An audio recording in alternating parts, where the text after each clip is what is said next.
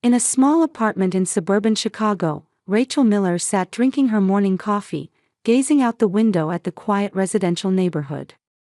She lived a fulfilling life as a freelance graphic designer. While she wasn't without longing for marriage, she knew the comfort of living life at her own pace. Her living space on the first floor of the two-story apartment wasn't large, surrounded by cream-colored walls, but it was warmly decorated with art pieces and plants that she cherished. When her cell phone rang, Rachel was just working on sketches for a new project.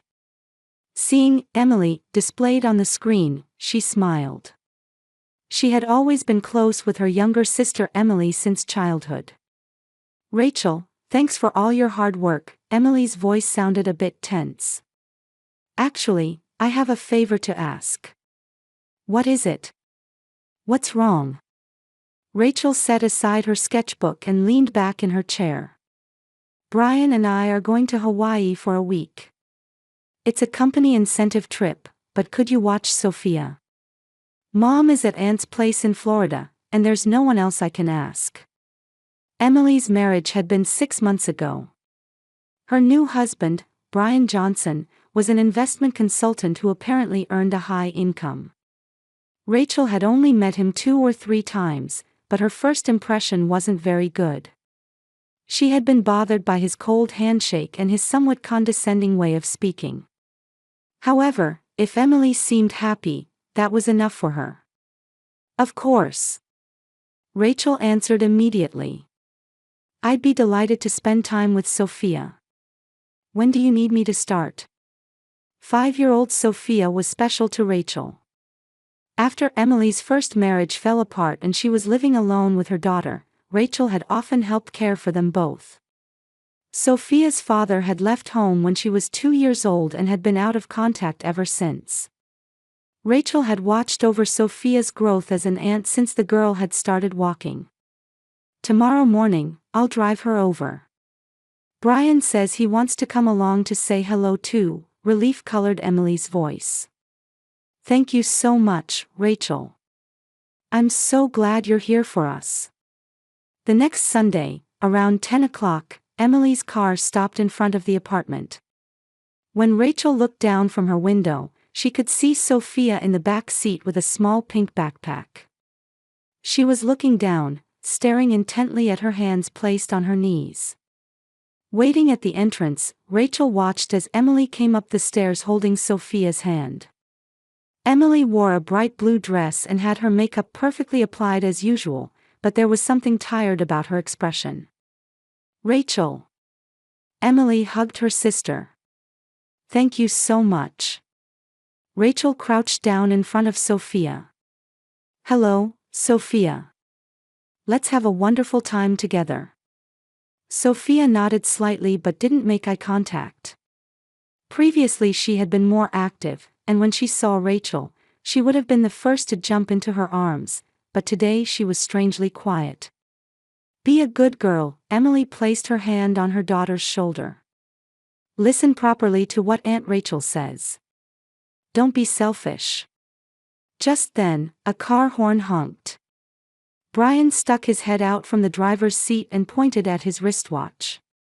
Emily turned around frantically. "Oh, I have to go now. We need time to get to the airport." Emily kissed Sophia's cheek. "Be good. I'll come pick you up in a week." Rachel felt something was off. Brian didn't get out of the car or even call out to Sophia. In the past, Emily would have taken more time to say goodbye to her daughter. As Emily hurried down the stairs, Rachel hugged Sophia. The small body was stiff with tension. "Now, let's make this a fun week," Rachel said in the brightest voice she could manage. "What would you like to do?" Sophia nodded slightly, but her expression had lost the innocence it once had. On Monday morning, Rachel decided to prepare a special breakfast. While mixing pancake batter, she remembered the blueberries that Sophia used to love, took them from the freezer, and mixed them into the batter. As the sweet aroma filled the kitchen, watching the pancakes turn golden brown in the pan, Rachel was planning the week. They would go to the zoo, see a movie, and bake cookies together. It was sure to be a wonderful time. Sophia, breakfast. Rachel called out cheerfully. Sophia came out of the guest room already dressed and with her hair neatly arranged. For a 5-year-old child, she was surprisingly well-groomed, and Rachel was impressed. When Sophia sat in the dining table chair, she placed both hands on her knees and straightened her back. Her posture was like an adult being interviewed. "Here we go, all ready." Rachel served the steaming pancakes on a plate and placed it in front of Sophia. "Blueberry pancakes, you used to love these, remember?" Sophia stared at the pancakes but didn't reach for her fork. Rachel brought maple syrup and butter and placed them on the table. "Milk or orange juice, which would you like?" Sophia looked up with a troubled expression. "Am I allowed to choose?" Rachel was momentarily confused by that question. "Of course. Choose whichever you like." "Then, milk please." Sophia's voice was small, with a tone as if she feared something. While Rachel was pouring the milk, Sophia stared intently at the pancakes. She was holding her fork but wasn't starting to eat. "What's wrong? Don't they look good?" Rachel asked worriedly. "No, they look very delicious," Sophia answered hastily. "May I eat them?" "Of course." Rachel laughed. "I made them for you." When Sophia took a small bite, her eyes widened. "They're delicious," she said in a whisper, as if eating something delicious was unusual. After breakfast, Rachel spread toys on the living room floor. Dolls, blocks, colored pencils, picture books, all things that Sophia had enjoyed since she was little. "Now, what shall we play with?" "Choose whatever you like." Rachel sat on the floor and encouraged Sophia. However, Sophia remained standing, looking at the toys as if they were museum exhibits. She stood with her hands clasped behind her back, a step away. "Sophia. What's wrong? May I play with this doll?" Sophia pointed to a blonde doll. "Of course. You can play with all of them." "Really?" Surprise showed in Sophia's eyes. "I won't get in trouble." Rachel was puzzled. "Why would you think you'd get in trouble? Toys are for playing with." Sophia picked up the doll and hugged it carefully. But even after that, she asked permission for everything. Before touching another doll, before stacking blocks, before drawing with colored pencils. For each action, as if she needed a permit. "What a polite child," Rachel murmured to herself. But deep down, something bothered her. Was this simply politeness? In the afternoon, Sophia started fidgeting. She was shifting from foot to foot and holding her stomach. Rachel noticed and called out to her. "Sophia, what's wrong? Does your stomach hurt?" "No, I'm fine," Sophia answered hastily, but she was clearly holding something in. "Do you need to use the bathroom?" Sophia blushed and nodded. "May I go to the bathroom?" Rachel was stunned. "What? Of course. You can use the bathroom freely. You don't need permission." "Really? Really? You can go anytime you want." Sophia ran to the bathroom. Watching her from behind, Rachel felt her chest tighten. A 5-year-old child asking permission to use the bathroom, and clearly having been holding it in. In the evening, Rachel prepared a simple dinner. Grilled cheese sandwiches and tomato soup, a menu that children would like. "Dinner's ready." Sophia came to the table but again placed her hands on her knees and just stared at the food. "What's wrong? Aren't you hungry?" "I am hungry," Sophia answered quietly. "But may I eat?" This was the second time. Rachel took a deep breath. "Sophia, here you can eat whenever you want to eat.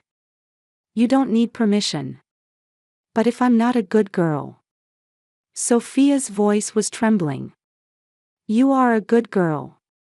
A very good girl, Rachel said gently.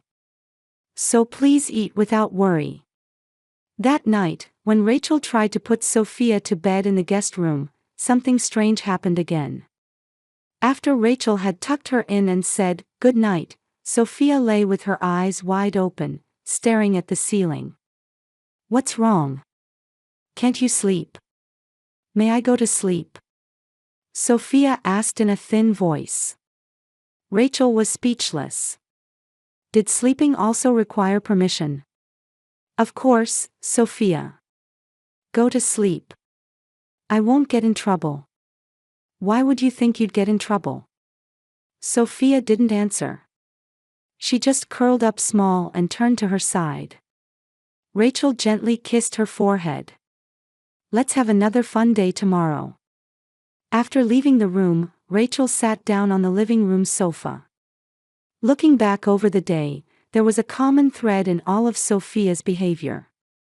She asked permission for everything, acting as if she feared punishment. This wasn't simple politeness. Something was wrong. Her anxiety only grew. Tomorrow she would observe Sophia more carefully. And at the right moment, she would contact Emily. It must be some kind of misunderstanding. Telling herself this, Rachel went to sleep. The next day, Rachel decided to make a special dinner. Standing in the kitchen, she thought back over Sophia's behavior since yesterday. Too quiet, too obedient, acting as if she was afraid to have her own will. Tonight she would make something heartwarming that the girl would like, to help her relax even a little. Rachel chose beef stew. Tender stewed beef and vegetables with rich brown sauce. It was the taste of memories from when their mother used to make it for them as children. Both Emily and Sophia should have loved this stew. She cut the beef into bite-sized pieces, coated them with flour, and carefully browned them. She sautéed onions until they were amber-colored, then added carrots and celery. She added a little red wine for aroma, then simmered slowly with tomato paste and beef stock. The stew, carefully prepared over 2 hours, filled the entire apartment with wonderful aromas. Sophia, dinner will be ready soon, Rachel called out. It turned out very delicious. Sophia had been quietly reading a picture book in the living room. She carefully closed the book and returned it to its proper place before heading to the dining table. Even that meticulousness gave an impression unlike a 5-year-old child. Rachel spread a white tablecloth on the table and set it more carefully than usual. She filled deep plates generously with stew and served it with butter rolls and fresh salad. Sophia's portion was specially prepared with vegetables cut smaller for easy eating. She also prepared orange juice, making the table look like a restaurant. Here's dinner. Rachel called out brightly, satisfied with how the meal had turned out. I made it with a gentle flavor that you'd like. Sophia took her seat. But as always, she placed both hands on her knees and just stared at the stew. Faced with the steaming dish, she remained motionless like a statue. She didn't even reach for her spoon. Rachel sat in the opposite seat and took a bite of her own stew. It turned out delicious. I'm sure you'll like it, she smiled at Sophia. However, Sophia showed no signs of eating. She just continued staring at the stew. Something like fear floated in her expression. Sophia. Rachel put down her fork. What's wrong? Does your stomach hurt? Sophia shook her head. No, I'm fine. Then why aren't you eating? Worry crept into Rachel's voice. Doesn't it look good? Would you like to try a taste? Sophia slowly looked up. In her eyes was a deep anxiety unlike anything Rachel had ever seen before. It was an expression as if she was waiting for something terrible to happen. Aunt Rachel. Sophia's voice was trembling. Am I allowed to eat today? The moment those words echoed in the air, Rachel felt as if her breath had stopped. Am I allowed to eat today? A question as if eating was an act that required special permission. As if she was normally forbidden to eat. Of course, Rachel answered with a trembling voice. Of course you are. You can eat as much as you like. She stood up and moved to sit beside Sophia. Placing her hand on the small shoulder, she smiled gently. Sophia, you're allowed to eat every day, anytime. That's normal. At that moment, large tears overflowed from Sophia's eyes. As if a dam had burst, tears streamed down her cheeks. Really? Her voice was hoarse. It's not punishment. Punishment. That word grabbed Rachel's heart like a claw. A 5-year-old child thinking that eating was punishment. No, thinking that not eating was punishment. Sophia began crying aloud. Her small body shook as the emotions she had been holding back poured out all at once. Rachel immediately embraced Sophia. The small body was trembling like a bird. It's okay, it's okay. Everything's going to be okay now. If I'm not a good girl, I don't get food, Sophia said through her tears. Papa Brian says so. He says selfish children are like animals, so they should endure like animals. Rachel felt her blood run cold. Brian. Emily's new husband. He had been withholding food from a 5-year-old child. Yesterday, I dropped a plate, Sophia continued, sniffling. But Aunt Rachel gave me pancakes, and I really didn't know if it was okay to eat them. Sophia, Rachel cupped her face with both hands. You didn't do anything wrong. Dropping a plate is an accident. Being deprived of meals for that is absolutely wrong. But Papa Brian said. Brian is wrong, anger was contained in Rachel's voice. But she carefully modulated it to sound gentle to Sophia. You have the right to eat 3 proper meals every day. That's your natural right as a child. Sophia shook her head. But Mama says the same thing. She says if I'm not a good girl, I can't grow up. Emily. Her sister was also complicit. Rachel's hands shook with anger. But now was the time to stay calm. She needed to heal Sophia's heart first so the child could feel safe. Sophia, listen carefully, Rachel looked into her eyes. You are a very good girl. But even if you make mistakes, you don't lose the right to eat. That's the most basic human right. Really? Really? I promise, Rachel kissed Sophia's forehead. From now on, for this whole week, you can eat as much as you want. Breakfast, lunch, and dinner. You can even have snacks. Hope lit up in Sophia's eyes. Snacks too. Snacks too, Rachel smiled. Ice cream, cookies, whatever you want to eat. Sophia began crying again, but this time they were tears of relief. Rachel held her while making a vow in her heart. She would never return this child to that house again. No matter what Emily and Brian said, Sophia's safety would be the top priority. Now, the stew is getting cold, Rachel said gently. Let's eat together. Sophia slowly picked up her spoon and took a bite of stew. At that moment, a real smile appeared on her face. The innocent, bright smile of a 5-year-old child. It's delicious, Sophia said from her heart. Really delicious. The next day, Sophia was like a different person. After last night's tears, as if she had put down a heavy burden, her expression became peaceful. At the breakfast table, she put syrup on her pancakes for the first time on her own and said, "It's delicious," with a smile. Rachel was relieved by the change, but at the same time, the words she had heard last night wouldn't leave her head. Sophia, Rachel called out gently. About what you told me yesterday, could you tell me a little more? I want to protect you. Sophia nodded while drinking her milk. Papa Brian is scary. After he married Mama, lots of rules were made. What kind of rules? When I wake up in the morning, I have to greet Papa Brian first. But when he's in a bad mood, I can't talk to him. I can't leave food on my plate. But if I'm not good, no food. When I play with toys, I have to get permission. I can't cry. I can't laugh too loudly either.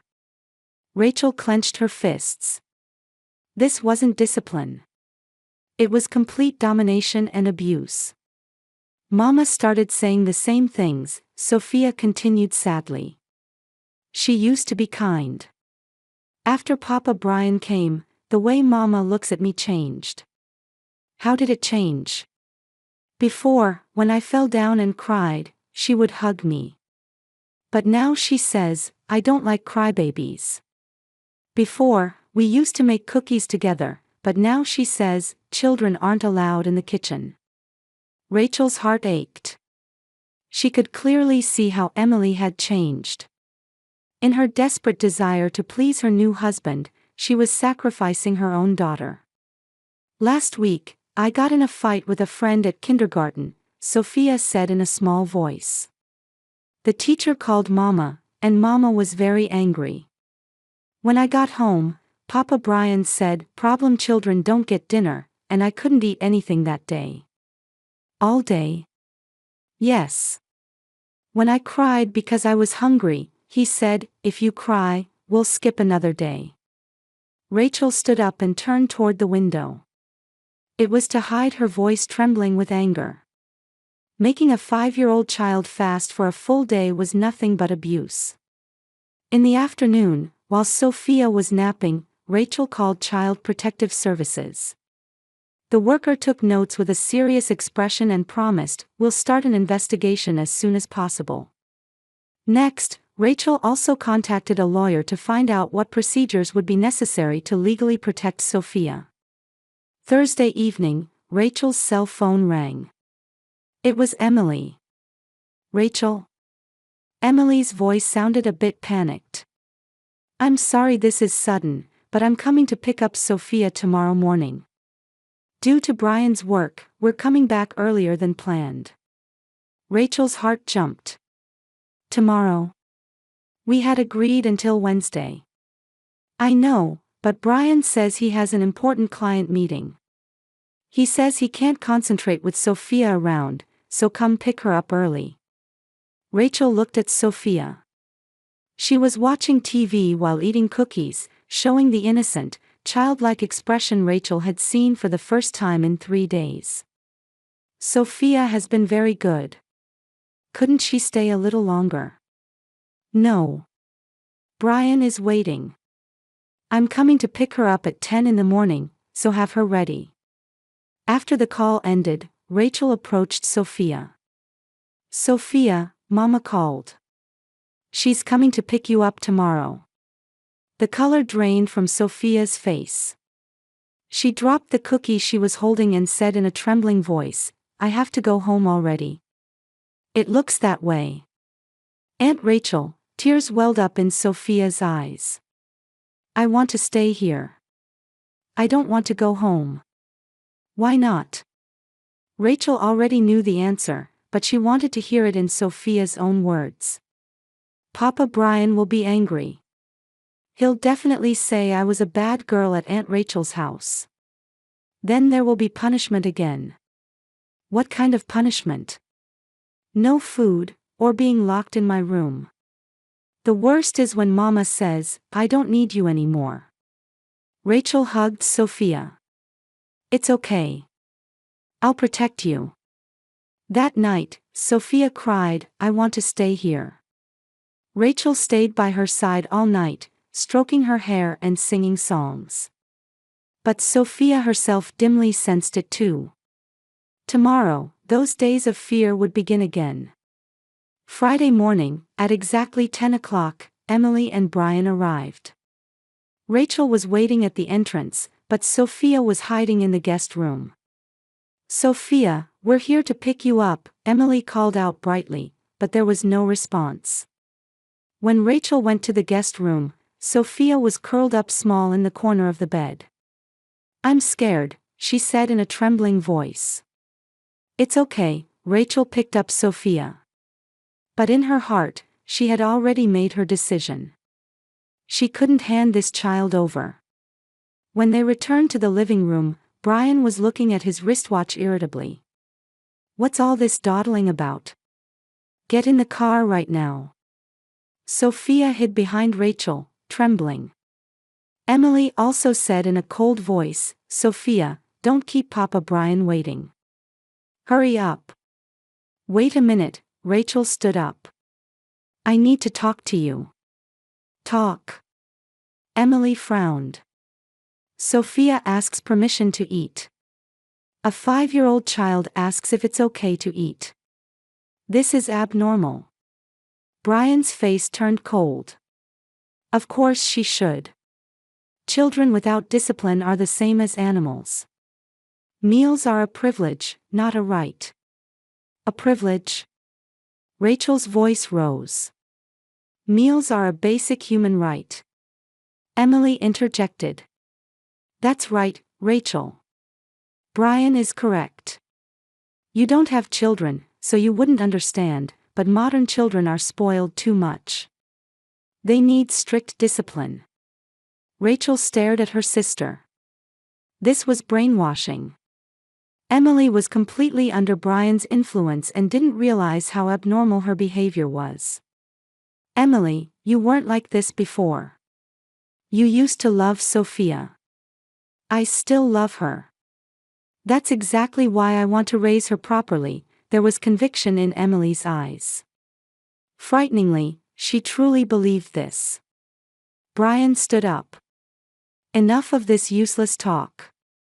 Sophia, get in the car. Right now." Sophia started crying. "Aunt Rachel, help me." At that moment, Rachel made her decision. "I'm not giving Sophia back." "What did you say?" Emily raised her voice. "I'm calling the police. This is abuse." Rachel took out her cell phone. Brian was furious. "Abuse? Don't be ridiculous. This is proper discipline. What would a single woman like you understand?" Brian was enraged, and Emily was crying and repeating, "Rachel, what are you doing?" But Rachel held Sophia in her arms and wouldn't give an inch. When the police officers and Child Protective Services workers arrived, the situation changed rapidly. Sophia was frightened at first, but encouraged by a kind female worker, she found the courage to talk about her experiences.